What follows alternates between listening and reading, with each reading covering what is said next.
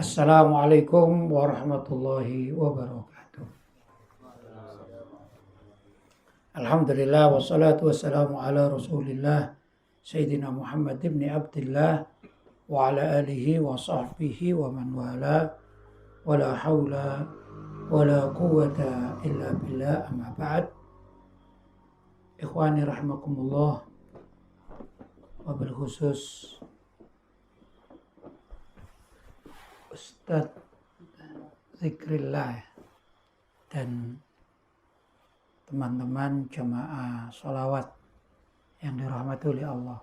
Alhamdulillah, ini malam pertama saya masuk di Malaysia dan langsung di Kedah, ini ya, wilayah Kedah. Alhamdulillah, saya senang sekali. Setelah mungkin lebih dari 6 tahun yang lampau, saya masuk kota Kedah. Sekarang bisa singgah lagi di kota Kedah. Kalau biasanya saya keluar masuk Surabaya, Kuala Lumpur. Nah, ini dari Kuala Lumpur biasanya ini kadang ke Selangor, kemudian ke Malaka, ke Johor, itu rute-rute ya. Atau kadang juga ke Pahang dan beberapa tempat, tapi seringnya lewatnya Surabaya ke KL ya.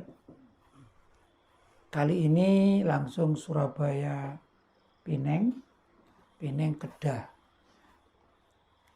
Walaupun saya sebenarnya sering juga ke Pineng, tapi tidak singgah ke Kedah.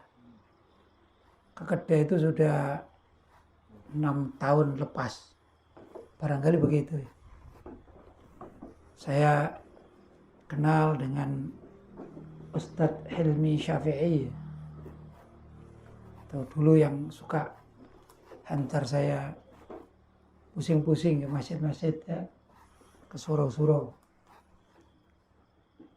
Dan saya juga sempat mengisi beberapa kali dulu, tapi ini di majelisnya Kiai Badruddin Mufti ya, Tuan Guru Badruddin Mufti lama ya, Mufti Kedah.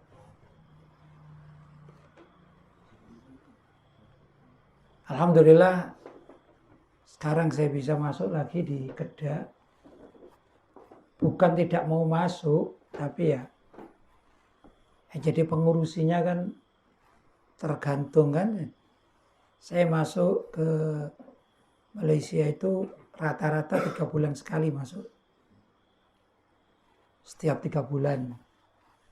Dan biasanya antara 1 pekan, 7 hari sampai 10 hari, begitu.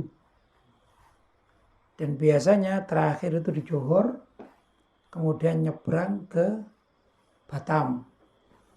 Nah, di Batam juga tergantung. Kalau ada pengurusi yang minta, kayak sekarang ini, nanti ke Tanjung Pinang, dari Tanjung Pinang ke Dumai, dari Dumai ke Pekanbaru. Tergantung ya, siapa yang mau hantar, mau jemput, begitu. Tapi rasanya masuk Kedah, sudah lama tidak masuk Kedah, ini malam ini seperti orang baru kenalan dengan orang Kedah. Tapi saya juga sudah sampai di Perlis, di mana-mana ya, di Kuantan saya sudah masuk, dan lain sebagainya. Insya Allah kalau tidak salah, saya baru masuk Malaysia itu 7 tahun atau 8 tahun lepas. Nah, sekarang sudah bergulir, hanya libur karena pandemi COVID. Itu libur. Bukan libur, memang tidak boleh masuk. Jadi ya nggak masuk kan gitu. Tapi 7 atau 8 tahun itu ya saya banyak di bandar-bandar, tapi juga di kampung-kampung juga saya masuk. Tergantunglah. Yang penting menyampaikan suatu kebenaran. Tujuannya adalah balighu anni walau ayah, sampaikan dariku, kata Nabi, walau satu ayat, yaitu yang kita laksanakan. Kok bisa saya orang Indonesia menyampaikan satu ayat saja harus ke Kedah gitu ya? Semua yang ngatur Allah Subhanahu wa ta'ala. Semuanya yang ngatur Allah Subhanahu wa ta'ala. Kalau ada yang tanya pada saya, Anda ini masuk ke Malaysia sudah 7 atau 8 tahun. Gitu ya. Ditanya, sudah berapa banyak? Misalnya ini ya pertanyaan. Sudah berapa banyak orang yang Anda Islamkan? Barangkali begitu ya. Ya. Atau kalau bahasa sekarang bukan diislamkan. Saya masuk di kantong-kantong umat Islam. Mungkin dikatakan sudah berapa banyak warga Malaysia yang Anda dakwahi. Gitu mungkin ya. Saya jawab, kalau bagi saya ini sudah sangat banyak, karena mengingat Nabi Nuh alaihi salam itu berdakwah selama 950 tahun, yang beriman hanya 80 orang. Ya. Nabi siapa? Nabi Nuh alaihissalam berdakwah selama 950 tahun. Itu dalam riwayat, banyak di tafsir-tafsir diterangkan. Yang beriman kepada beliau hanya 80 orang. Ini bukan membanding-bandingkan karena bangga, tidak. Tapi betapa Nabi Nuh dan nabi-nabi terdahulu diberi kesabaran oleh Allah Subhanahu wa taala yang sangat luar biasa. Jadi kita menyampaikan kalamullah, firman Allah, hadits Nabi sallallahu alaihi wasallam. Tidak perlu melihat berapa orang yang dengarkan, enggak. Ya. Nabi Yunus alaihissalam itu juga puluhan dan ratusan tahun berdakwah, yang beriman cuma sedikit. Kenapa Nabi Yunus alaihissalam itu kok sampai dimakan ikan paus? Kan begitu ya pertanyaannya. Kenapa kok sampai dimakan ikan paus? Sebenarnya karena ingin pindah dari tempatnya, dari daerahnya. Beliau berpikir mungkin di negeri seberang, ya, itu yang beriman akan menjadi banyak. Begitu. Tapi Allah SWT tidak menginginkan seperti itu. Dan Nabi Yunus alaihissalam tidak boleh keluar dari wilayah di mana beliau hidup. Begitu ya. Barangkali kalau di Kedah ya harus dakwah di Kedah. Gitu. Itu Nabi Yunus. Beliau berdakwah sehari, 2 hari, setahun, 2 tahun, 10 tahun, 20 tahun, sampai bertahun-tahun, cuma 1-2 aja yang beriman kepada Nabi Yunus. Orang tahu banyak, oh itu Nabi Yunus, tapi yang beriman tidak banyak. Begitu, ceritanya begitu. Sampai beliau itu pening gitu ya. Dah, aku mau pindah aja. Kalau aku berdakwah di tempat sini nggak laku lah, kata gitu ya istilahnya ya. aku mau pindah. Ternyata dilarang oleh Allah. Kemudian beliau kembali lagi berdakwah lagi. Gak dapat orang juga, subhanallah. Akhirnya nekat nih, Nabi Yunus nekat. Beliau pergi ke pinggir laut, kemudian ketemu dengan kapal nelayan. Padahal nelayan itu biasanya ini ya, sudah menghitung awak kapalnya itu berapa jumlahnya ini. Jangan sampai lebih ya. Kalau kapalnya segini ke surau ini mungkin diisi 10 orang, jangan sampai lebih dari 10 orang. Kalau enggak nanti tenggelam. Kemudian Nabi Yunus alaihissalam minta izin ikut nyebrang. Ingin dakwah di seberang sana. Ya. Karena para awak kapal ini tahu bahwa itu adalah Nabi. Walaupun mereka belum tentu beriman. Tapi tahu, kenal. Ya kenal aja. Gitu. Siapa itu? Oh Yunus, oh Nabi itu ya. Akhirnya mereka tidak berani untuk mengusir Nabi Yunus dari mana? Dari kapal tersebut. Sudah, masuklah. Yang semula isinya berapa? Mestinya 10 orang. Ya, akhirnya diisi menjadi 11 orang. Itu kapalnya, apa namanya? Oleng. Oleng ini dimatikan. Kapalnya apa tadi? Oleng. Ya. Akhirnya nahkodanya ini mengatakan demikian. Ini kita kelebihan muatan. Kelebihan orang yang ikut. Maka harus ada 1 orang dikorbankan. Gitu. 1 orang dikorbankan. Mau mengusir Nabi Yunus tidak berani. Tidak berani. Mau tidak mau mereka tahu bahwa Nabi Yunus itu ahli ibadah, orang soleh. Tidak berani. Akhirnya mereka mencari cara. Qur'ah. Undian. Pakai Qur'ah undian. Maka seluruh awak kapal dicatat namanya. Ya, di kertas. Kemudian lipat-lipat gitu. Kemudian dikeluarkan 1. Lempar. Siapa yang namanya muncul, itulah yang harus terjun ke laut. Dibuka, muncul pertama Yunus.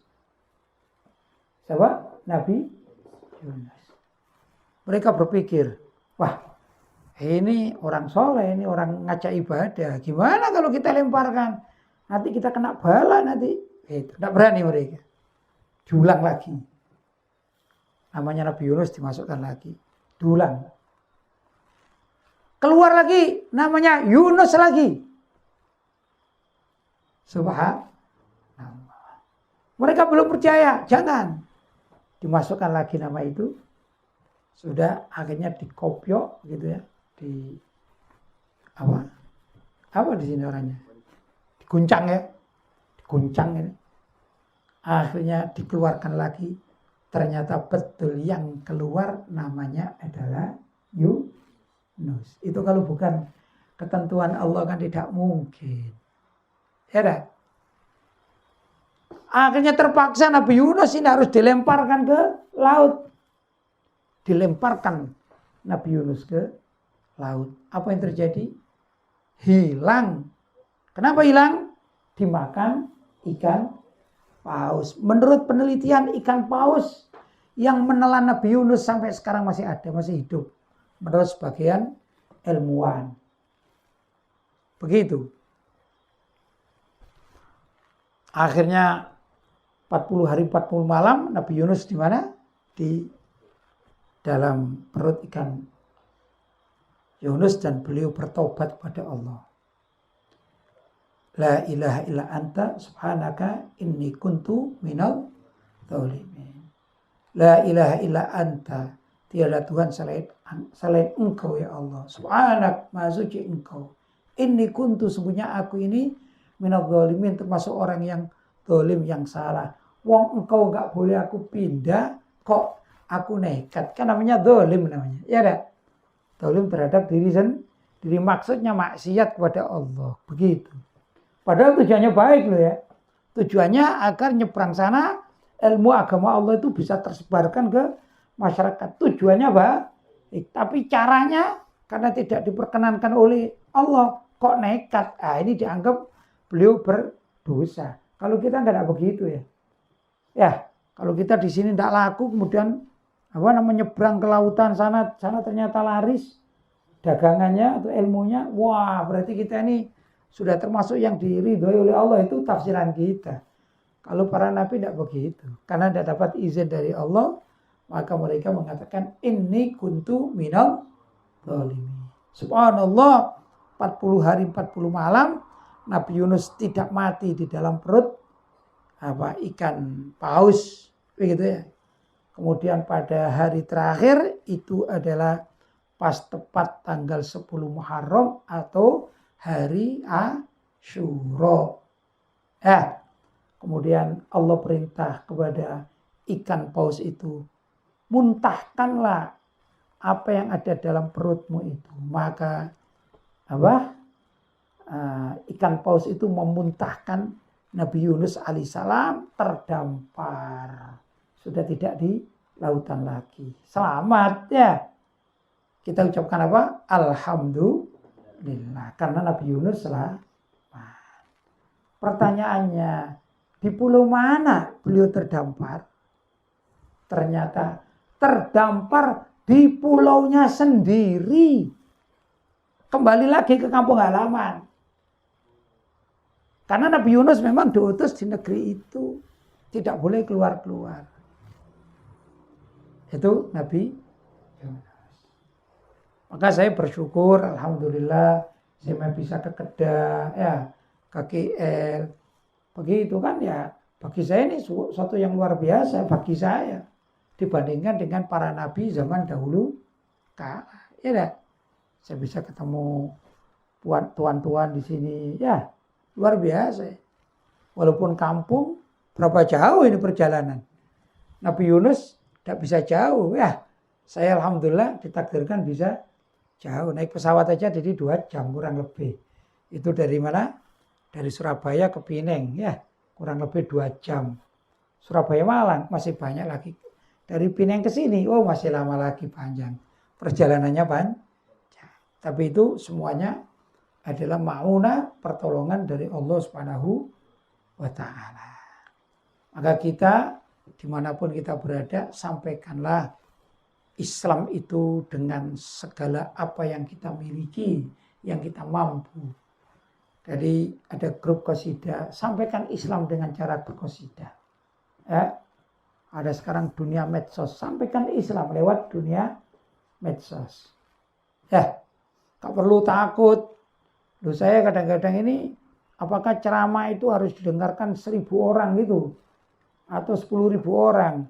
Kalau zaman sekarang, itu penting, itu bagus, itu sangat luar biasa. Tapi sekarang 2 orang pun sudah cukup. Yang nyoteng 1, yang ceramah 1, diupload di mana-mana, di medsos, yang dengarkan bisa ribuan orang. Pahalanya juga sama. Pahalanya sama. Tuan-tuan ini kan lihat TV juga kan. Apakah di TV itu banyak krunya sampai 100? Ya enggak. Kadang-kadang cuma 4 orang. Tapi pengajian di TV apa misalnya? Mentari Pagi misalnya ya. Cuma 4 orang. Cuma bisa disaksikan oleh banyak orang. Pemirsa itu. Sekarang sudah zamannya seperti itu ya, kita manfaatkan. Begitu. Karena Nabi SAW juga memutlakkan perintah dakwah itu mutlak, tidak harus caranya bagaimana, tidak. Ya memang kadang-kadang ada satu kelompok mengatakan ini tidak pernah dilakukan oleh Nabi.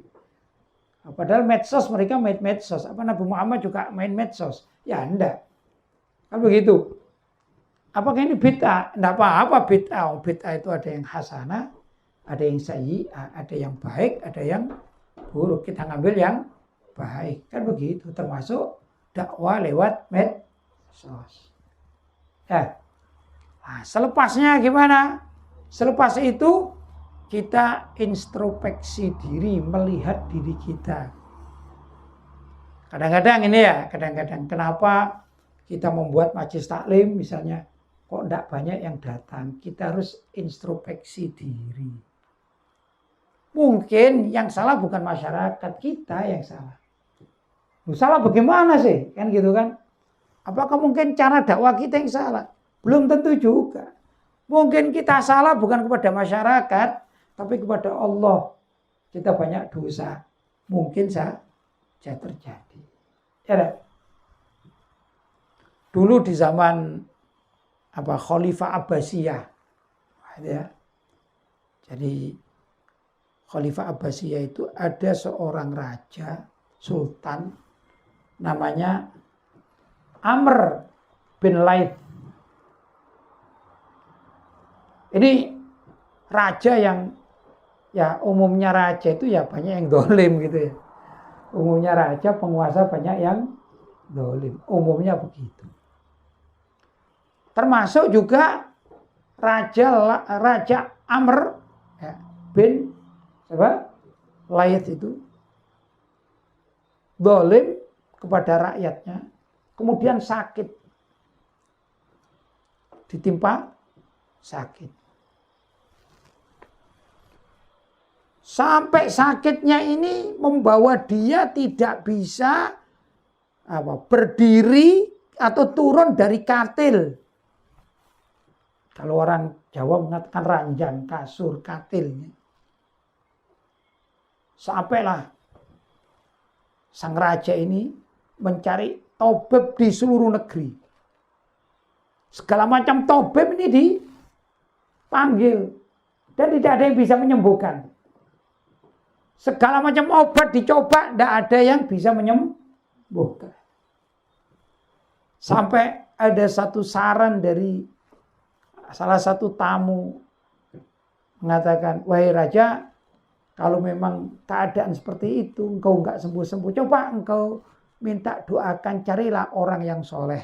Barangkali dengan doanya orang soleh, maka sakitmu itu menjadi sembuh.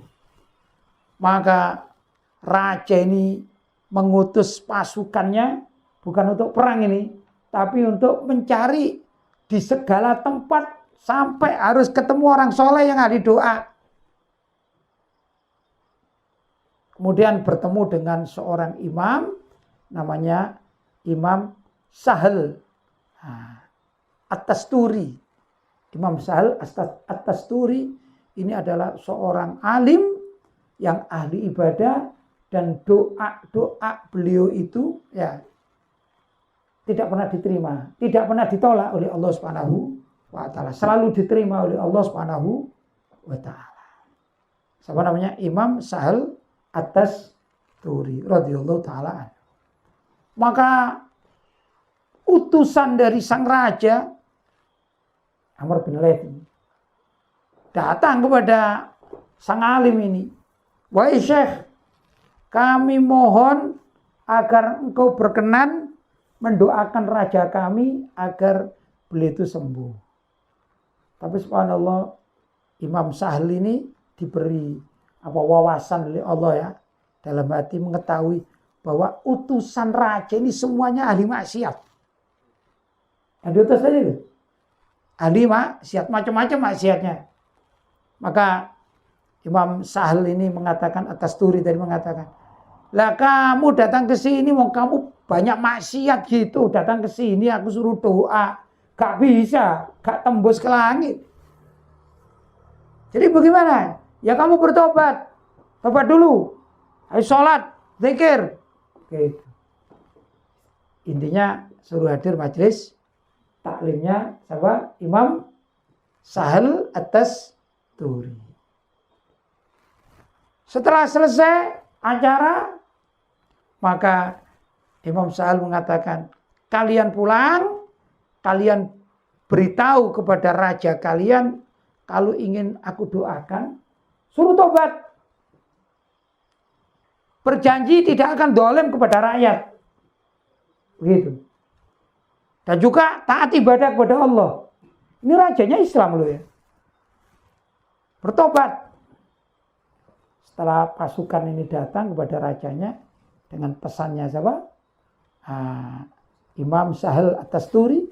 Akhirnya sang raja menyatakan, mikir, iya memang selama ini aku banyak salah kepada rakyat, dolim, ya, dan juga kurang peduli terhadap ibadah kepada Allah Subhanahu wa Ta'ala. Maka aku berjanji mulai hari ini aku akan menjadi raja yang baik, raja yang soleh, dan aku akan berbuat adil kepada rakyatku. Subhanallah, ternyata Imam Sahal At-Tasturi dari tempat yang jauh itu diperdengarkan oleh Allah tentang ucapannya sang raja. Maka berdoalah siapa? Imam Sahal At-Tasturi radhiyallahu ta'ala. Baru ngangkat tangan ini. Bismillahirrahmanirrahim. Sang raja ini yang dari katilnya tidur tiba-tiba bisa duduk. Subhanallah.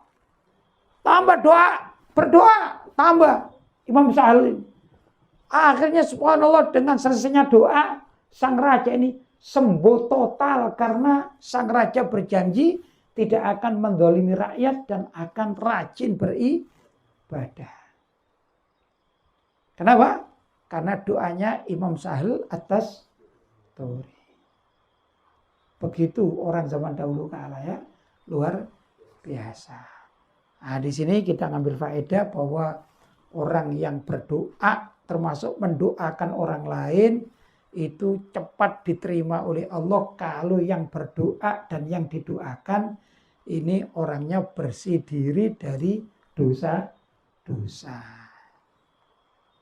Demikian juga majelis-majelis taklim yang bersih diri dari dosa-dosa, maka Allah akan memberikan keberkahan di dalam majelis taklim tersebut. Dan kita harus belajar dengan hikayat-hikayat para ulama-ulama terdahulu, tata cara belajar bagaimana, tata cara berdoa bagaimana. Dalam sejarah suatu saat, Amr bin Laith ini suatu saat ada gitu kondisi yang negara itu memerlukan tentara-tentara Islam untuk berjuang, memperjuangkan Islam. Maka sang raja mengatakan, aku akan kirim pasukan demi untuk membela Allah dan membela Rasulullah. Begitu. Dalam riwayat, pada akhirnya karena beliau sang raja ini sudah tobat, maka niatannya tersebut sudah dicatat menjadi orang soleh. Jadi kalau seorang pemimpin menjadi orang soleh, ya ini sangat luar biasa, doanya akan diterima. Demikian juga para ulama yang benar-benar ikhlas lillahi ta'ala, doanya pun akan diterima dan niatan-niatan baik itu juga akan dihitung menjadi kebaikan. Karena itu kita dianjurkan tetap dalam melaksanakan kehidupan kita untuk berniat baik, berdoa kepada Allah, banyak bertobat, baca istighfar. Insya Allah Allah yang akan mengatur segala sesuatu yang terbaik bagi kita semua. Ya ikhwan, tuan-tuan yang dirahmati oleh Allah, barangkali itu yang dapat saya sampaikan. Ya mohon maaf karena perjalanan jauh. Kalau kurang atau banyak yang kekurangan, ya maklum ya. Berangkat dari rumah tadi jam 7.30, sampai sini juga cukupan malam ya. Itu semua dalam perjalanan. Ya, dan semua perjalanan itu saya dan juga yang menunggu di sini bermohon setiap langkah, dan tuan-tuan yang menunggu pun setiap detik menunggu itu kan capek juga ya. Ini mendapatkan pahala dari Allah Subhanahu wa taala. Ada wal afu minkum. Wassalamualaikum warahmatullahi wabarakatuh.